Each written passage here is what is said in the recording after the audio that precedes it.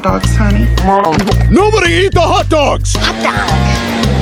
Hot dog! Oh, hot dog, Mr. President, hot dog. Wait. It's a hot dog. Right now, people are throwing hot dog-themed birthday parties. They're painting hot dogs on their nails. They're baking hot dog-shaped cakes and buying hot dog merch they don't need. It looks silly. But your brain didn't invent this urge last week. It's been building it for 2 million years. You scroll past it and laugh. A grown adult celebrating a tube of processed meat like it's a holiday. You assume it's just algorithm noise, a random meme that caught fire because summer is boring and everyone's looking for a bit. That's the story on the surface. It's not the real one. The real one starts with fire. Around 1.8 million years ago, your ancestors did something no other animal on this planet had ever done. They started cooking. The anthropologist Richard Wrangham built an entire theory of human evolution around this single act. He argued that cooked food changed everything about the human body. Cooking breaks down tough fibers before your teeth ever touch them. It unlocks calories your gut couldn't reach on its own. Your jaw got smaller. Your gut got shorter. Your brain, which burns through energy faster than almost any organ you own, got the fuel it needed to triple in size. But cooking didn't just change your biology, it changed your evenings. Here's the part people forget. A fire isn't private. You can't hide it, and you can't easily defend it alone. Once your ancestors started cooking, they had to do it together, in the open, at a shared point in space. Which means every single night, for hundreds of thousands of years, small groups of humans sat in a circle, waiting for meat to turn from raw to safe. Think about that for a second. Before language got sophisticated, before agriculture, before anything you'd recognize as culture, there was already a nightly ritual. Fire, circle, shared food, waiting together. That waiting mattered more than the food itself. The sociologist Claude Fischler coined a term for this: commensality, the act of eating together, and the invisible social glue it creates. Fischler's research suggests that shared meals aren't just fuel stops. They're identity markers. When you eat the same food at the same time as someone else, your brain quietly files them under "my people." It's not conscious. You don't decide to feel closer to someone because you split a plate of fries with them. You just do. So the hot dog didn't earn its power in 2026. It inherited it from 100,000 years of firelight. Now fast forward. Way forward. Skip the campfires, skip the first farms, skip the market squares where roasted meat first got sold on a stick. Land in America, late 19th century, where German immigrants brought sausages to street carts in New York. And the Frankfurter got tucked into a bun because a vendor needed a way to hand it over without burning his customers' fingers. That's it. That's the whole invention story. A practical fix for a hot piece of meat. But look what happened next. The hot dog didn't stay practical. It became ceremonial. Baseball games, backyard cookouts, the 4th of July.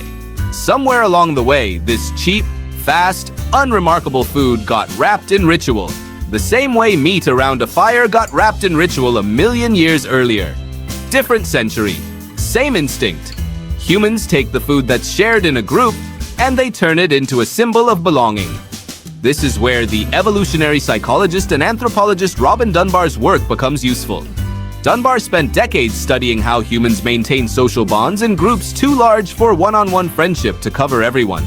He found that shared activities, eating together, laughing together, singing together, act as a kind of social shortcut.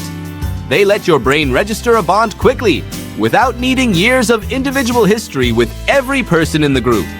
A shared meal is fast-acting glue.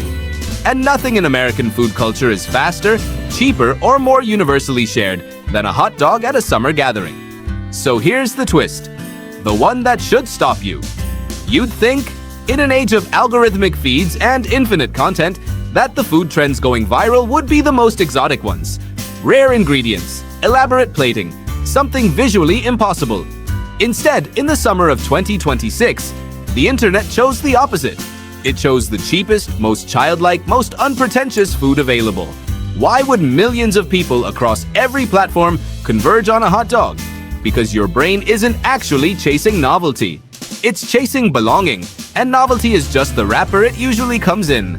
A hot dog requires no skill to eat, no status to display, no cuisine to gatekeep. Anyone, anywhere, at any income can hold one. Which means, when a hot dog goes viral, it isn't excluding anyone from the joke. It's inviting everyone into it. Your ancestors around that first fire weren't ranked by whose meat was fanciest. They were bonded by the simple fact that they were eating the same thing, in the same place, at the same time. The hot dog trend recreates that exact condition, just on a screen instead of around a flame. There's a second layer to this too, and it's about comfort, not just connection. The psychologist Paul Rozin has spent much of his career studying why certain foods feel emotionally safe while others feel foreign or threatening. His research on food preference suggests that familiarity itself is a kind of nutrient. You don't just eat foods that taste good, you eat foods that remind your nervous system it's not in danger. A hot dog isn't sophisticated. That's exactly the point. It tastes like childhood, like a stadium, like a backyard where nothing bad happened. In an online world full of uncertainty, economic anxiety, and information overload, reaching for the most familiar food available isn't random. It's regulation, which reframes the entire trend. Those hot dog birthday parties, the merch, the nails, the cakes, they're not ironic.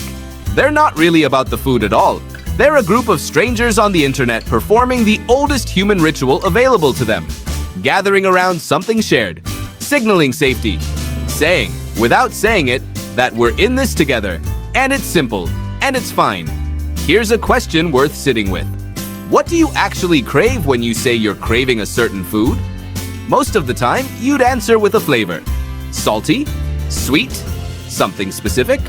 But underneath that answer is almost always a memory of a place, a person, or a moment when you felt safe enough to just eat and exist. Food scientists call this a huge part of what drives comfort eating, but your ancestors would have called it something simpler: home.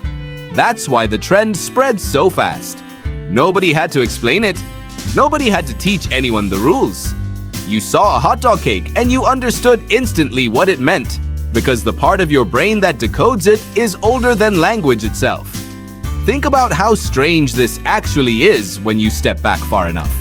A piece of processed meat in a bun, invented by accident on a street cart, is currently activating the same neural circuitry that once bonded small bands of humans around a fire in the middle of an unlit continent. The wrapper changed, the stakes changed, the mechanism didn't. And it won't stop with hot dogs. Next summer, it'll be something else. A different food, a different meme, a different reason for millions of strangers to briefly feel like they're at the same table. The specific food is almost irrelevant. What matters is the shape of the ritual underneath it.